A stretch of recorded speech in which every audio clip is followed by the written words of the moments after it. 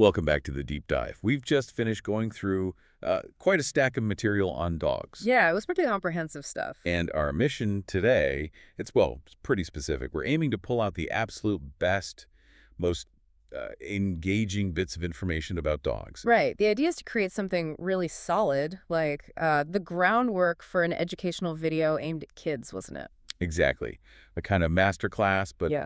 super accessible, covering how dogs communicate, how to interact safely, getting those facts right, but simple. Yeah, and the sources were good for that. Very clear language, perfect for a younger audience, but without dumbing it down too much. So our job is really distillation. Find the facts that stick, but also explain the why, make it relevant for safety, for appreciating these animals. Couldn't agree more. So where do we start? Basics. Let's lay that foundation first, yeah? Okay. For the video, got to define what a dog is. Simple terms.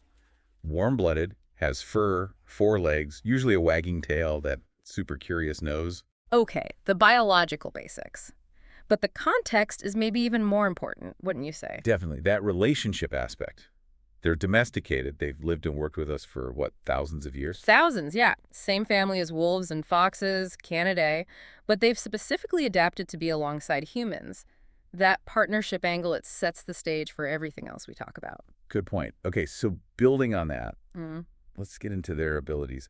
The sources call them superpowers, which is kind of fun, how they sense the world. And the first one has to be the nose, right? The super detective nose. Right, and that phrase, maybe even an understatement. Oh, for sure. We're talking a sense of smell that's just orders of magnitude beyond ours, thousands of times better. They live in a world of smells we can't even imagine. Tiny trails, chemicals, it defines their reality. And there's that cool fact the sources highlight the wet nose. Mm. That's a great visual for a kid's video. Why is it wet? Yeah, it's not just random, it's functional. That moisture, it acts like a chemical trap. A trap. How so? It catches the tiny scent particles floating in the air, dissolves them slightly, and helps carry them up to the receptors inside the nose. It literally enhances their ability to smell. Wow. Okay, so showing that detail, explaining why it's wet, takes it beyond just a fun fact, makes it real science. Exactly. It elevates the understanding. All right, so super nose. What about ears? High definition hearing. Pretty much. They pick up sounds at much higher frequencies than we do. You know those dog whistles we can't hear? Perfect example. Or sounds really far away. Explains why they sometimes perk up at seemingly nothing. Mm-hmm. And here's an amazing detail for the anatomy section. The muscles involved. Oh, yeah. Most dogs have something like 18 muscles in each ear, just for moving them around, pointing them, tilting them. 18. In each ear. That's incredible control. It is. It's not just about volume. It's about pinpointing the sound source, fine-tuning their listening. So even dogs with floppy ears, like, say, a basset hound, do they still have that muscular potential? The sources suggest the potential is there, anatomically. The ear flap might muffle things a bit, sure, but the underlying muscle structure for orienting is still present. They're working to locate that sound. And their eyes kind of complement that. Good at spotting movement, seeing in low light. Right. Maybe not the same color vision as us, but they definitely excel at picking up motion quickly, and they see way better in dim conditions. Helps with hunting ancestry, probably. Okay, so we've got the senses, nose, ears, eyes. This leads us straight into communication, right? How they use these abilities and their bodies to signal things to us. Absolutely critical section, especially for kids interacting with dogs. Safety hinges on understanding this. They talk with their voices, sure, but their body language is immediate. It's their primary way of saying how they feel. Let's start with the sounds then. The sources say a simple woof isn't so simple. No, it's incredibly context-dependent, and breed-dependent, too, sometimes. So how can we simplify that for, say, the video audience? Focus on intent. I think that's the best way. A bark could be excitement, play with me, often higher-pitched, faster. Or it could be an alert, hey, something's different, maybe deeper, more repetitive. What about whines? Whines usually signal some kind of need or uncertainty. I'm not sure about this, or I want attention, or maybe even I need to go outside. Okay. Yeah. But the big one, the sound we absolutely must teach respect for, is the growl. Yes. And the key insight here, different from maybe older ways of thinking, is that a growl isn't just aggression out of nowhere. It's communication, right? A warning. Precisely. It's often a dog's way of saying, very clearly, I am uncomfortable. Please give me space. It's actually an attempt to avoid conflict, to avoid biting. So hearing a growl it's like receiving crucial information. a request. Exactly. A gift, almost. The instruction is clear. Stop what you're doing, move away, respect that boundary. Okay, good. Let's circle back to the tail. We mentioned it earlier, but it really fits in body language. It's more than just wagging equals happy, isn't it? Oh, much more. A fast, loose, whole body wag. Yeah, that's usually excitement, happiness. But a stiff wag, maybe just the tip moving or held really high and rigid. That could be arousal, tension, even a warning sign. It absolutely can. You have to look at the whole dog. The tail is just one part of the picture. What are the ears doing? The mouth, the body posture. So let's paint that picture. What does a friendly, approachable dog look like versus one that's saying, stay back? Okay, friendly dog. Generally relaxed body, maybe wiggly. Soft eyes, not a hard stare. Mouth might be slightly open, panting softly. Maybe they do a play, bow, front end down, bum in the air. Classic invitation to play. Right. Now contrast that with a nervous dog. They often try to look smaller. Tail tucked under, ears flat back against the head. They might lick their lips a lot, yawn when they're not tired, maybe even show the whites of their eyes, whale eye. And that dog needs space. Immediately. Immediately. And if it escalates to an upset or warning state, the body goes stiff, maybe frozen. They might stare intensely, a hard stare. Hair on their back might stand up, the hackles. They might even lift a lip to show teeth. Okay, that's the danger zone signal. Absolutely. And the only safe response there, especially for a child, is move away slowly and calmly and tell an adult right away. Don't try to fix it. This leads perfectly into the safety rules. The sources had a really clear checklist designed for kids. What were the key points?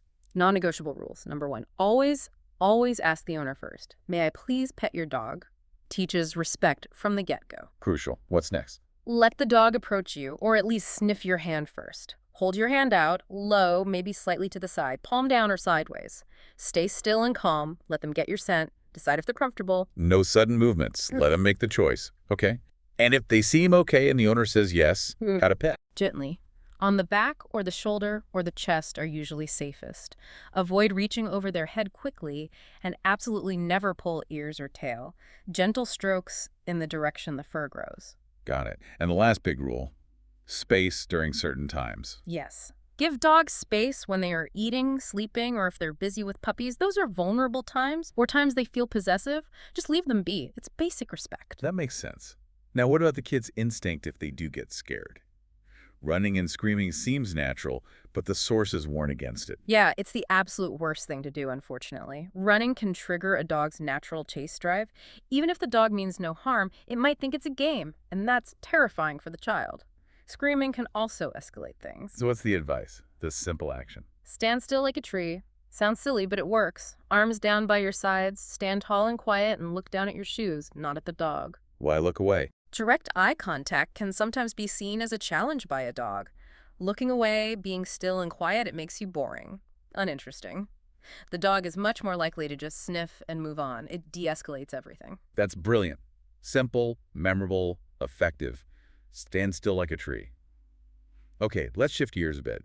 Beyond being companions, dogs do amazing work. Their jobs. Yeah, the sheer variety of roles they fill is incredible. It really shows their intelligence and how trainable they are, how attuned they are to us. The list is impressive.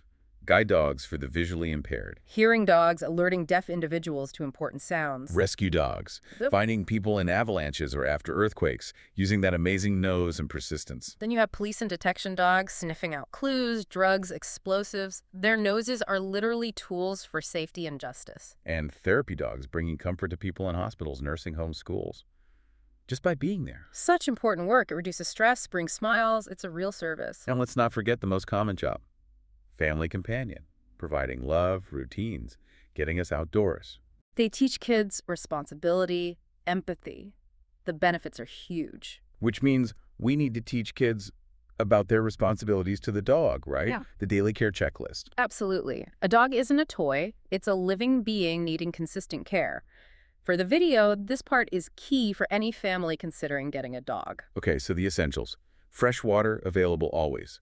Good quality, balanced dog food, not table scraps. Right. And exercise. Daily walks, playtime. It's crucial for their physical and mental health. The sources had some fun ideas for play, like fetch, hide and seek. Yeah, and those treasure trails, hiding little treats for them to sniff out, engages their brain and their nose.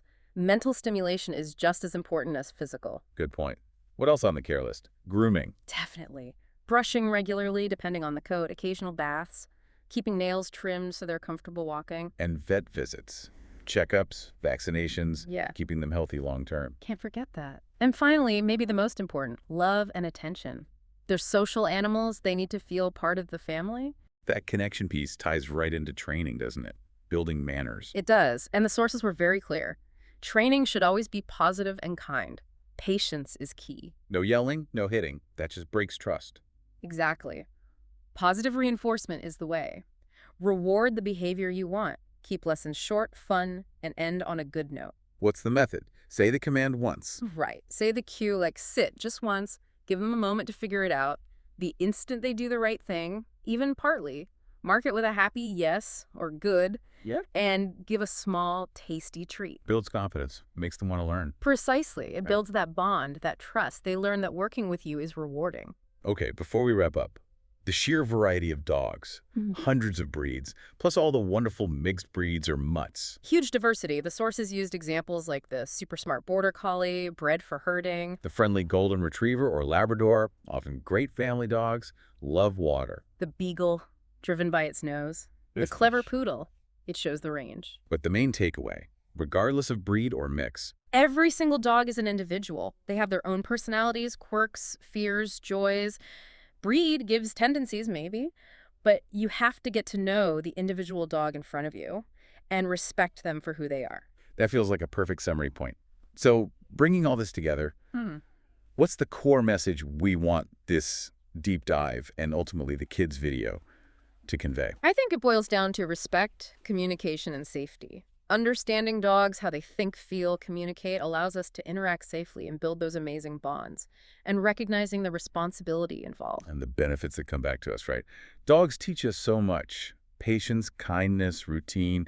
They get us moving, help us feel calmer. Absolutely. That mutual care, that Yeah. relationship is incredibly powerful. So thinking back on everything, what are the most memorable nuggets? The wet nose as a chemical trap? The 18 ear muscles for precision listening. Standing still like a tree if you're scared. Understanding a growl is communication, not just aggression. Always asking permission before petting. Yeah, those are all vital takeaways. Okay, let's leave our listeners with something to think about. The source material ended with this lovely idea about shared kindness.